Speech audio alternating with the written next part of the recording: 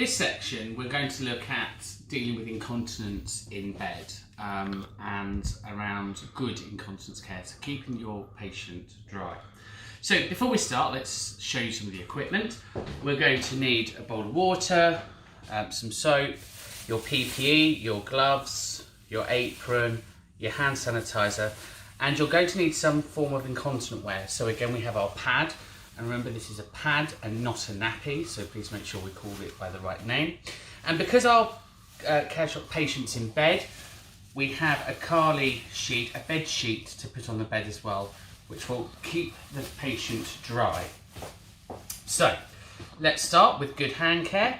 So bit of gel in the middle, through the hands, round the thumbs, knuckle shuffles, and around the wrist. So by the time you finish that routine, your hands should be dry. Get your gloves and pop those on. So if you stretch them first, they should go on a lot easier.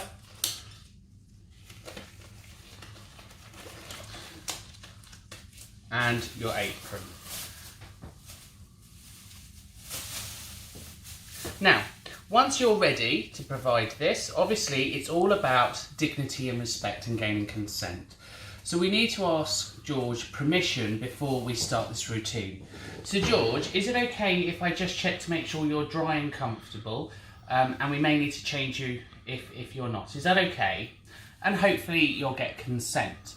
Now, George may feel embarrassed and not want you to touch him. So he may actually say, no, leave me alone, go away. And at this point, you're going to have to establish risk and say to him, okay, George, if I leave you alone, the problem is your skin's going to get moisture into it. You could end up with pressure sores, and we don't want that. And it could become really painful for you. So just trying to outline what will happen if we don't do the change.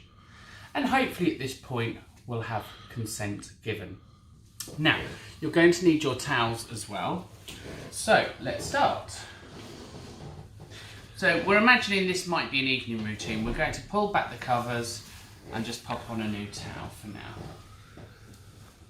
Now, we're going to slide the trousers down, and we can do this by asking George to just bridge his bum. So he's going to bridge up, and then we can pull down. And again, you can see we don't have to see anything. We can get our flannel, and we'll just give George a freshen up. So George, is it okay just to give you a quick freshen up? And again, under the covers, so we don't need to see anything. We can keep things dignified. We're going to clean the penis, so we're going to hold the penis and pull the foreskin back, and just make sure that that's clean and under and around the helmet. We don't want any infections. Or if it's a lady, again, just make sure that you're going in between and that it's clean and fresh. Once we're happy that that's done, we can grab our incontinence pad. And there's two ways in which we can do this. So George might be able to bridge his bum up and we can slide under. Or alternatively, we can turn George. So we're just going to ask George to turn over. So again, in the recovery position, and we're just going to roll him. Okay.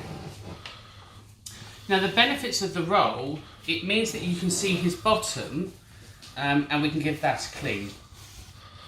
So again, we can get our flannel, we can wipe, so from right down there, back up to here, and leave them clean. Grab the towel and clean. Now, we can place the pad onto the bed, and we put the wider side up to the bottom and the narrow side down to the front. And we can just ask your patient to roll back. So now they're on the pad, nice and firm. We can bring the pad up, so we go in between the legs, and we bring the pad up, and we can move the towel. So at no point has our patient been exposed. We can bring the pants up, and we can bring the trousers up. Now, because this is a night routine, and George is prone to urinating, we could use a bed sheet as well. So the bed sheet, again, we're going to get George to turn, and we're going to place on the bed.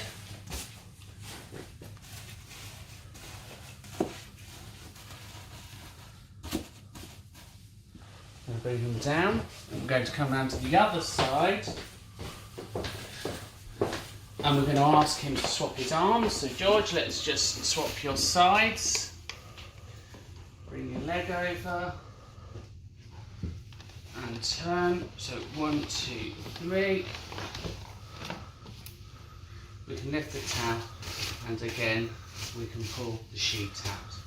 So we want to make sure that the sheet is nice and flat, so he's not laying on a screwed up sheet. Once that's done, we can also remove our towels.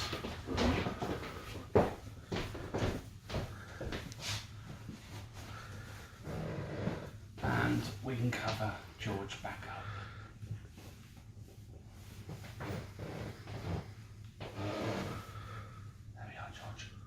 So, dead simple in doing a pad change. So remember dignity, keep them nice and covered.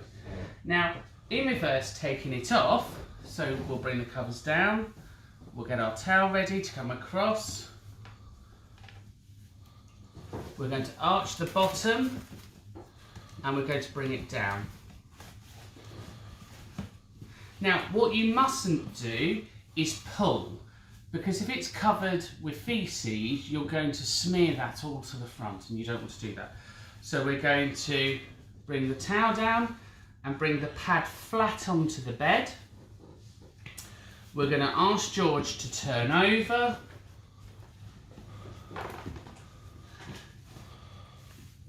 And then we can clean the bottom and take away the dirty pad. Again, we can put the new pad on.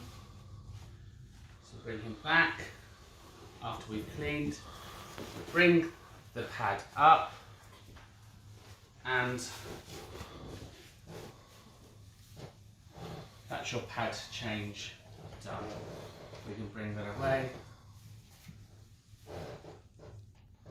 Oh, sorry, George. Okay. So it's nice and easy to do a pad change. It's all about the ability for the patient to roll. If the patient can't roll, then it's a two-person job. So one would roll and hold, and the other person would be changing the pad. Now, when you do change the pad, it's really important you look at the skin integrity. So is the skin nice and dry? Making sure that there's no red marks, making sure that there's no breaks in the skin, that it's not weeping or bleeding. Any redness or any sores that you see, you must report. Now, if you do pressure care, and again, you'll need to make sure that you've got the right creams, and we'll do another video on pressure care and pressure relief. So thanks for watching, and I hope you find that helpful.